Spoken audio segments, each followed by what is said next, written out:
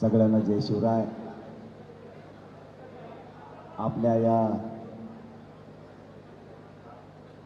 मायनीमधील बैठकीला जमलेल्या माझ्या सगळ्या मराठा बांधवांना माझा मानाचा जय शिवराय.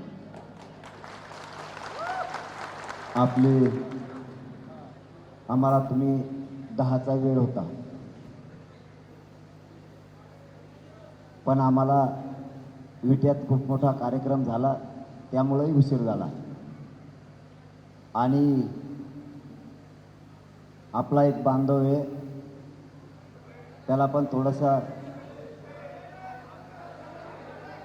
हे काय बघायचं तुम्हाला, काय नाही ओळखतात रे, बसा ना गपचीप. त्यांना काढ्यावर दिसतात का तुम्ही? एक तर एवढूसे घेत सगळे पुऱ्या राज्यात दिसतेत ना. फुकट जागेवर शहाणपणा करायचा फक्त. झाला टाइम त्याच्यातच. आणि पोरं मरू द्या फाश्या घेऊन, त्याच्यात नका टाइम घालू. गावोगाव हिंडू नका, मराठ्यांना जागा करू नका. नुसते पांढरे कपडे घालायचे आणि शान मारायची, त्यांनी जात नाही मोठी होणार. तुमच्या फुकटचे सल्ले, नुसत्या मोठमोठ्याल्या गप्पा, त्यांनी जातीला नाही मिळत. रक्त ओकूस तर काम करावं लागतं, तेव्हा जातीला न्याय मिळतो. असं नाही होत. दुसऱ्याच्या जीवांवरती मेहनत घ्यायला लागते, गावागावात जायला लागतं, लोकांना सांगावं लागतं, तेव्हा लोक एकजूट होते. असं नुसते आव्हानं करायचे आणि घरात बसायचं याने नाही होत. जातीसाठी खस्ता घ्यायला लागतात, जातीसाठी झिजावं लागतं. नुसतं यायचं आणि मोठमोठ्या भाषेत नुसतं बोलायचं, त्यांनी नाही होत समाजाला न्याय. त्याच्यासाठी उंबरे झिजावं लागतात मराठ्यांच्या दारात, चिखलात, पाण्यात, उसात जायला लागतं. उन्हं फिनं बघायला नाही लागत, रातपाट एक करावी लागते, तेव्हा समाजाला न्याय मिळतो. नुसतं बोलल्यानं आणि काहीतरी मार्केटला एखादा शब्द आहे म्हणून त्या शब्दावर गप्पा ठोकायच्या, त्यांनी जातीला नाही मिळत. मोठे पण फुकट नाही आहे. समाजाचे लेकरं अधिकारी व्हायलेत, समाजाच्या लेकराला न्याय द्यायचा असं होत नाही. जागं व्हायला लागतं. मराठा समाजासाठी आत्मीयतेनं काम करावं लागतं. कुठंतरी काहीतरी एक शब्द सापडून आणायचा आणि त्याच्यावरती चालायचं. आणि कुठंतरी 4 जणात गप्पा हाणल्यानं समाजाची ताकद आणि शक्ती आणि एकजूट कधी दिसत नाही. त्यासाठी खूप खस्ता खायला लागतात. एकाएकी समाजाला कोणी मिळू नाही देणार. एकाएकी समाज कधी मोठा होणार नाही आहे. माझे भावंड तेव्हा आत्ताचा त्याला अपघात झाला. आत्ता गाड्या चालल्या होत्या सगळ्या आणि पाठीमागून एसटीनं त्याला ठोकलं. तरी पण म्हणलाय समाजाचे कार्यक्रम रद्द नाही करायचे. मी म्हणलं आपण रद्द करूया, कारण आम्हाला उगं थोडं लागलं, जास्त पण नाही. ती गाडीवरती बसलेला होता किरण भगत आणि त्या भयानं जोराची ते गाडीवर तर बसला होता, शूटिंग करत असेल किंवा मला तर वाटतं मागच्या गाड्या थांबलेल्याच होत्या. अर्ध्या पुढं आलेल्या होत्या, अर्ध्या पाठीमागं होती. आम्हाला कळालं की एसटीने त्याच्या गाडीला धडक दिली. आम्ही ताबडतोब सगळे ओळून माघारी गेलो, कारण माझ्या समाजाच्या लेकराला मी लई जीव लावतो. समाजाचे लेकरू तिथं असताना मी ती बैठक पण नाही केली. विट्यात कमीत कमी 10-15 हजारपेक्षा जास्त लोक होते. मी ती सगळं सोडून दिलं आणि मी पहिला त्याला गाडीत टाकलं आणि हॉस्पिटलला ॲडमिट केलं. कारण तरी पण तो म्हणलं आपण दौरे रद्द करूयात, बैठकाच्यात, आणि ते बी काय नुसत्या गाव भेटीच्यात, आपण काय सभा लावलेल्या नाही आहेत म्हणून काय एवढं ताण नाही म्हणला. मी व्यवस्थित आहे. माझ्या पाठीला फक्त मार लागलाय, तुम्ही पुढं जावा. इतकं निढरपणानं काम करावं लागतं. आपला तिरसूळ आहे ना, आहे का? कुठे गेलाय? तिरसूळच्या याच्यावर मोगम किशी चालू आहे का? फक्त मराठ्यांचं काम करतो म्हणून. भाऊ तुम्ही तिरसूळच्या मागं लागलेत आणि मी जर का तुमच्या मागं लागलो ना, तुमचा देवारात करीन दुपारा. मी देवारात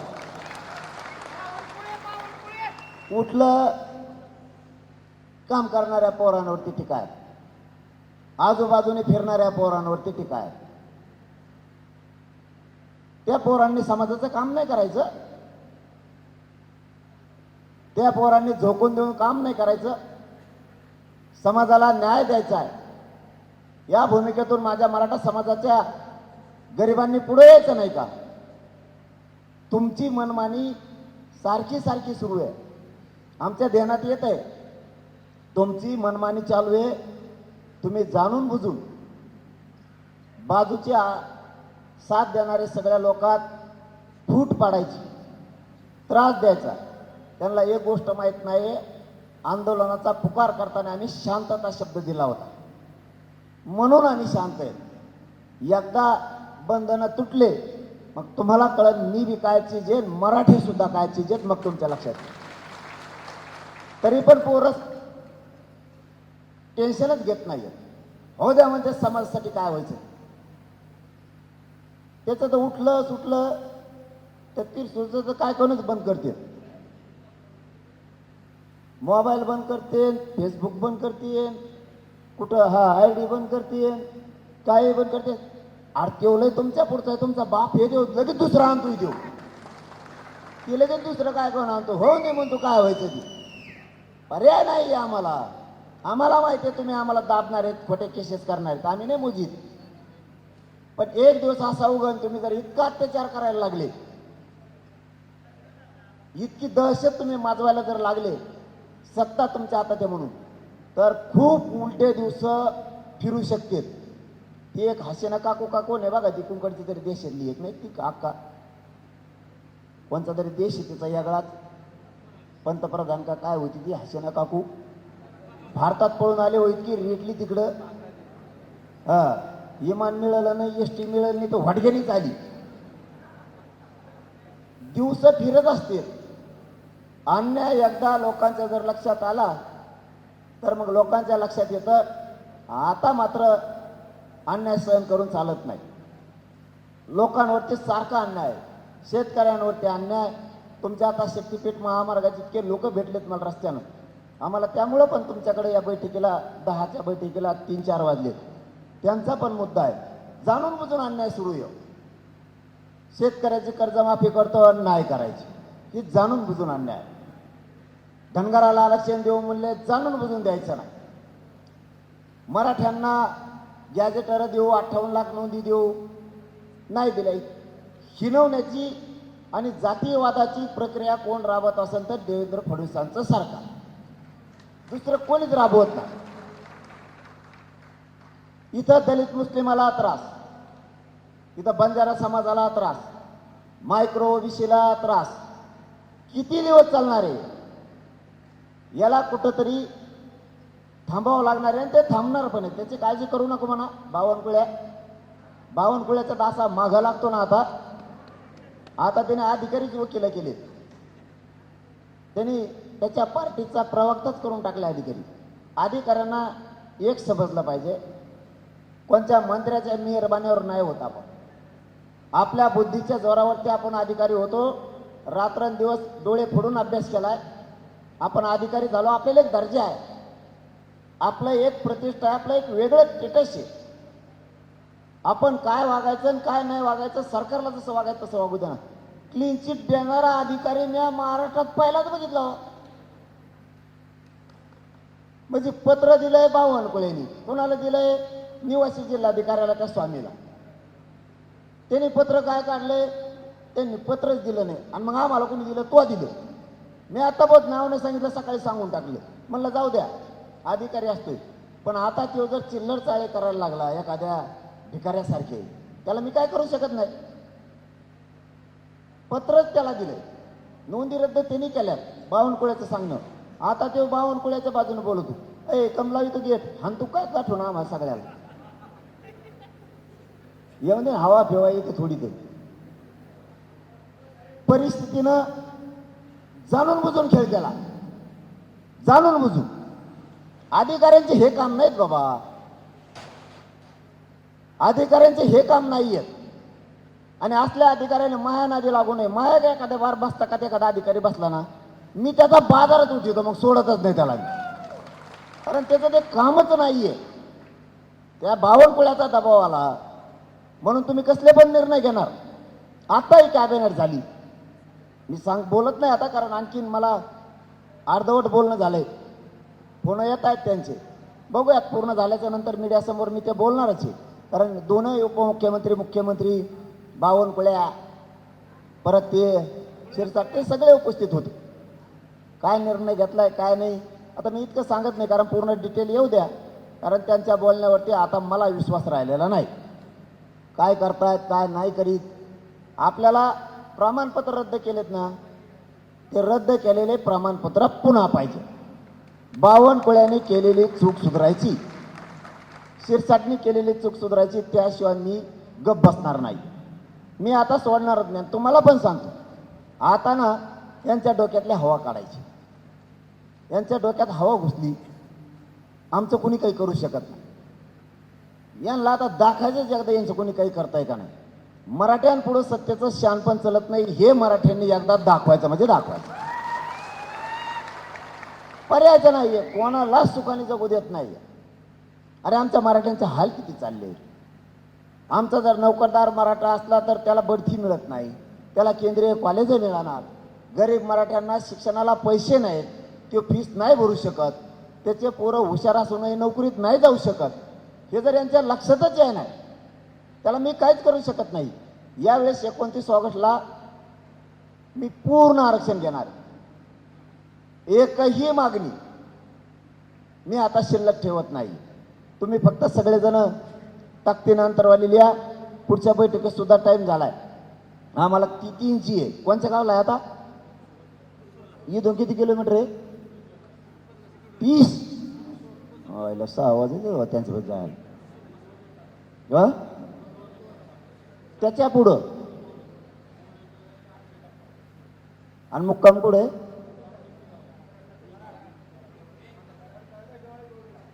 आपल्या प्रत्येक घराघरात जावा. प्रत्येक मराठा समाज जिल्हाभरातला जागा करावा, जेणेकरून आपल्याला आपल्या समाजाच्या लेकराची ही लढाई त्यांना जिंकून द्यायची. आपल्या हातानं आपण शांत बसल्यामुळं समाजाचं वाटोळं होऊ नये ही माझी अपेक्षा. आपण शांत बसलो तर आपल्या लेकराचं भविष्य उद्ध्वस्त होणार आहे. हातातोंडाला आलेला घास जाण्याची दाट शक्यता आहे. कारण सगळे मंत्री जवळपास मंत्रिपदाचा मराठ्यांच्या विरोधात गैरवापर करायला लागले. एकदा जर मराठा समाज जागा झाला तर सरकारमध्ये हिंमत राहणार नाहीये की मराठ्यांचं कुणबी प्रमाणपत्र रद्द करायचे. त्यामुळे मराठ्यांनी बारकाईने गोष्टी समजून घ्या. जर आपण शांत राहिलो, एक एक करून सगळं आरक्षण आपलं संपतील, आपले कुणबी प्रमाणपत्र संपवतील. तुम्ही नाही उठले तर मी काहीच करू शकणार नाही. मग मी शेवटपर्यंत इमानदारीनं लढू शकतो. सगळी ताकद, मी जीव सुद्धा पणाला लावू शकतो. पण मराठा समाजाला आता खरबुडून जागा होऊ नये. आणि मला पश्चिम महाराष्ट्राबद्दलची खरंच शंका राहिली नाही. इतक्या ताकदीनं पश्चिम महाराष्ट्र कधीच उठला नाही. काल त्या याच्या बोरगावात काय सभा झाली, मी तुम्हाला प्रत्यक्ष गाठी भेटी हे सांगितलेलं. सभा बैठका कुठंच दिलेल्या नाही, पण त्या सगळ्या सभा व्हायला लागल्यात. आता त्या विट्यात इतके लोक होते. पश्चिम महाराष्ट्रातला मराठा सावध झाला, हेच माझ्यासाठी आनंदाची गोष्ट आहे. कारण थांब ना, दम धरणा, मी पुढंच नाही कुठे मा फेस पडाय पुढं. हो हो, पश्चिम महाराष्ट्राला एक डाग लावलाय, तो मराठ्यांनी पुसून काढा. हे पश्चिम महाराष्ट्रातला बाग सदन आहे, बागायतदार आहे, फळबागा प्रचंड आहेत. कधी काळी आपल्या माणसाच्या कोणाच्या तरी तोंडातून ते शब्द गेला असेल, आम्हाला भरपूर आहे. तीच शब्द 70 वर्षापासून गिरीत येत. पश्चिम महाराष्ट्रातल्या लोकांना कशाचीच गरज नाही. तुम्हाला जाहीरपणानं सांगतो, सावध व्हा. कोणाकडे 10 एकर जमीन असली तर 50 वर्षानं ती अर्धे एकरवर येणार. आणि 2 एकर असले तर डायरेक्ट गुंठ्यावर येणार. पोराचे आणि पोरीचे शिक्षण करताना इतके हाल होतील, कारण आता शिक्षण महाग इतके झालेत, लाखो रुपये फीस लागायला लागल्यात, भरू शकणार नाहीये. तुमच्या शेतीतलं आलेलं उत्पन्न, त्यातून मिळालेला पैसा आणि तुमचं पोरगं किंवा पोरगी जर नोकरीला लागली तर दोन्ही बाजूनं तुम्हीच पैसेवाले होणार आहेत, दोन्ही बाजूनं तुम्हाला पैसे येणार आहेत. म्हणून आत्ताच सावधान, पश्चिम महाराष्ट्र जागा झालाय.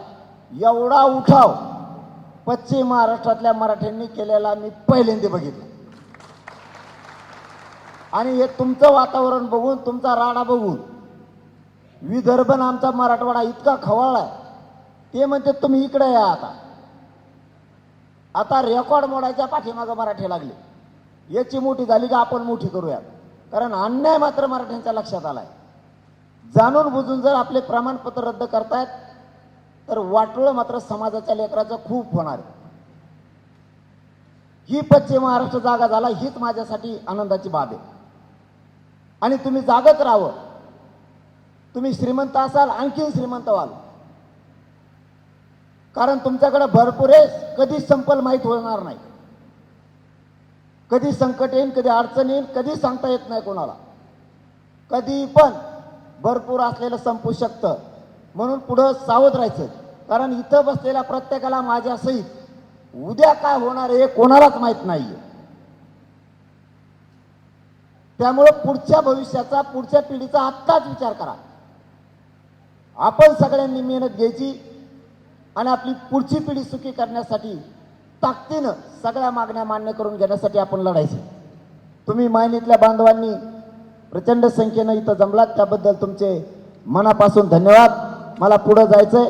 तुम्ही ताकदीनं आता पुढच्या 29 ऑगस्टच्या आंदोलनाची तयारी करा. धन्यवाद सगळ्यांना. जय शिवराय.